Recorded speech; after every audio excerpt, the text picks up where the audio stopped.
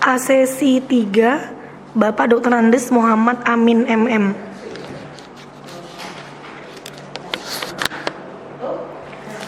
Baik, selamat siang Pak Direktur. Selamat siang Mbak.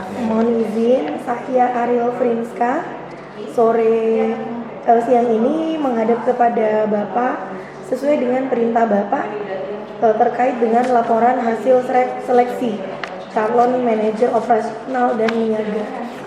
Nah, terkait dengan hasil seleksi tersebut Bapak, bagaimana pendapat Bapak? Siapakah kandidat yang Bapak pilih? Mbak Arya, Mbak Friska ya. Okay. Dan kita ketahui bahwa di bulan kita ada satu kosongan yang manajer operasional dan niaga. Dan tentunya untuk menentukan manajer operasional dan niaga ini, dari ketiga kandidat ini masing-masing punya kelebihan dan kekurangan. Iya. Dan saya lihat profil dari masing-masing kandidat itu cukup bagus semuanya ya. Iya. Dan itu bagi saya agak kesulitan ya untuk menentukan siapa yang terbaik. Cuma berdasarkan hasil profil yang ada, kami sebenarnya lebih mengarahkan ke yang si profil kandidat A ya. Baik, Pak. Karena ada beberapa keunggulan yang mungkin bisa nanti membantu perusahaan untuk mengembangkan perusahaan kita lebih maju lagi. Dari profil yang ada, mungkin dia punya kemampuan, latar belakang pendidikan, pengalaman kerja yang sudah mumpuni, sehingga nanti bisa dikembangkan lagi dengan dasar latar belakang pendidikan dan pengalaman tadi, sehingga nanti dalam pelaksanaan tugasnya bisa lebih berjalan lebih baik lagi. Memang dari ketiga kandidat ini mungkin yang kandidat yang C itu juga cukup bagus sebenarnya. Iya. Cuma mungkin saya lebih memilih yang A ya, karena sebenarnya sama-sama bagus ya A dan C ini. Iya, dari sisi kelebihan dan kekurangannya. Dari sisi pengalaman mungkin yang C ini dari kekurangan mungkin dari mungkin dari latar belakang pengetahuan terkait dengan energi terbarukannya ini yang mungkin yang belum ya mungkin ya. Iya, kemudian Pak? Kemudian yang B mungkin dari sisi usia ya mungkin yang sudah tidak muda lagi, sehingga mungkin tidak saya pertimbangkan ya. Baik. Karena saya perlu tenaga muda, tenaga baru, sehingga nanti bisa membantu saya dalam mengembangkan perusahaan kita. Nah, kemudian Pak, apakah Bapak sudah yakin dengan kandidat yang Bapak pilih terkait dengan kelebihan dan kelemahan yang dimiliki? Ya, saya yakin. Karena berdasarkan grafik psikometri ini kan kita sudah bisa melihat dari karakter beliaunya ini ya. Mungkin dari sisi kemampuan intelektualnya juga cukup bagus, kemudian bisa bekerja sama dengan ada motivasi, inovasi yang harus kita kembangkan lagi, khususnya dari sisi inovasi ya untuk operasional perusahaan kita ya. Karena kita harus tetap supaya imbang, mungkin bisa mengimbangi perusahaan-perusahaan lain, kita harus tetap berinovasi. Dan dari latar belakang inovasi di sini, beliaunya ini cukup bagus untuk saya. Nah, jika dikaitkan dengan kebutuhan perusahaan, Pak, apakah kandidat A ini sesuai, Pak, dengan kebutuhan perusahaan? Kalau dilihat dari kelemahan dan kelebihannya. Ya, saya kira di manajer operasional ya dan niaga. Dari sisi inovasinya jelas, intelektualnya juga bisa mencukupi ya. Dan juga latar belakang pengalaman kerjanya kita juga cukup bagus juga ya. Iya. Saya kira untuk kandidat ini bisa lah sebagai calon untuk menduduki manajer operasional dan niaga. Baik Pak, kemudian Bapak berarti tadi dasar pertimbangan Bapak ya dari latar belakang pendidikan, kemudian dari pengalaman kerjanya ya Pak? Ya, selain itu ada lagi nggak Pak yang menjadi alasan Bapak kenapa Bapak tetap kekeh memilih kandidat A? Ya, sudah bisa membantu perusahaan ya yang untuk meningkatkan efisiensi dan meningkatkan produktivitas perusahaan juga. Ini juga saya kira cukup bagus ya. Kemudian Pak, kandidat A ini kan juga memiliki kelemahan dan kelebihan ya Pak ya. Ada kelebihan dan kelemahannya ya Pak ya, berdasarkan hasil grafik psikometri ya, gitu. Nah kemudian Pak, dari kelemahan yang dimiliki oleh kandidat A ini, bagaimana strategi Bapak untuk kedepannya itu lebih mengoptimalkan kelemahan-kelemahan yang dimiliki? Ada beberapa kelemahan. Yang pertama kerjasama dan juga dalam rangka memimpin perubahan. Meskipun di satu sisi inovasinya cukup tinggi, tapi dalam memimpin perubahan ini mungkin dari sisi kepemimpinannya ini yang harus kita tingkatkan ya, agar bisa memotivasi anak buah atau stafnya agar bisa meningkat ya kinerjanya, utamanya dalam rangka membuat perubahan-perubahan sesuai dengan kondisi di pasar. Nah kemudian cara meningkatkan kepemimpinannya ini gimana Pak? Ya tentunya nanti kita coba kita ikutkan mungkin kursus singkat sehingga tidak memerlukan waktu lama, sehingga naluri untuk memimpin itu bisa timbul ya dengan pengalaman yang sudah ada. Mungkin itu yang perlu disokong untuk peningkatan dari segi kepemimpinannya agar bisa lebih menonjol lagi ya. Baik, kemudian Pak, ada lagi nggak Pak yang lain yang bisa dilakukan sebagai bentuk saran pengembangan untuk minimalisir kelemahan yang dimiliki oleh kandidat A ini selain mengikuti kursus singkat? Ya tentunya kita harus membuat target ya, target tertentu. Membuat target untuk apa Pak? Ya hasil dari perusahaan, mungkin dari sisi produksi, mungkin dari sisi pemasaran, agar apa yang dicapai nanti memotivasi ya pada calon manajer ini untuk belajar, bisa mengembangkan potensi yang dimiliki dengan target yang kita patok, sehingga akan timbul motivasi bagi calon tadi untuk bisa mengembangkan dirinya lagi ya, misalnya dari sisi kelemahan tadi, dari sisi pengembangan SDM kepemimpinan dan sebagainya. Baik Pak, kemudian Pak,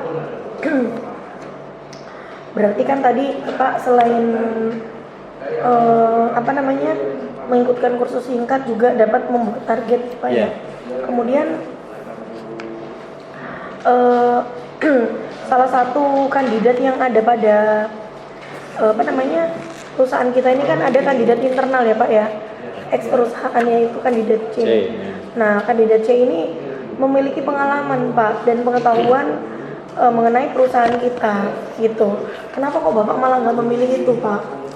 Ya memang salah satu kelebihan kandidat C tadi punya pengalamannya, sudah bisa dari sisi kemampuannya sudah bisa memahami kondisi perusahaan.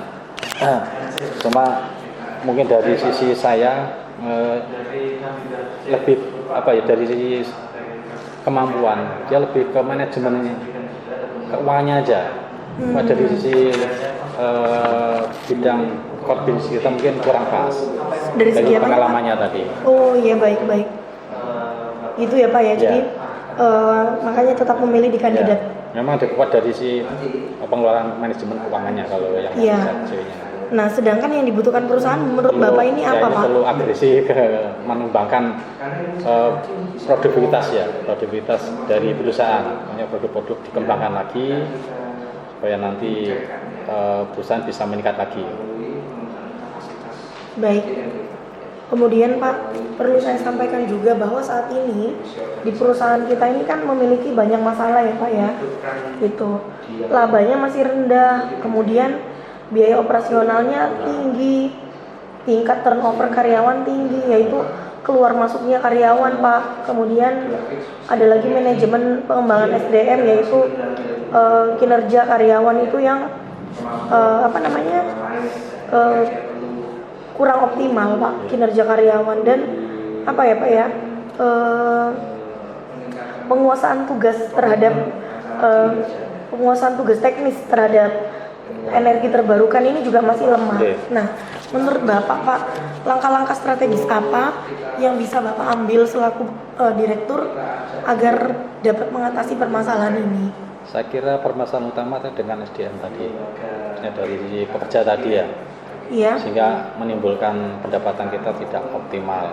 Di satu Iya. sisi adanya motivasi yang kurang, Iya. dan banyak juga pekerja kita yang hengkang, artinya mengundurkan diri.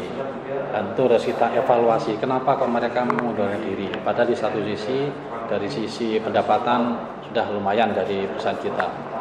Mungkin ada budaya kerja yang kurang pas yang harus kita telah kembali.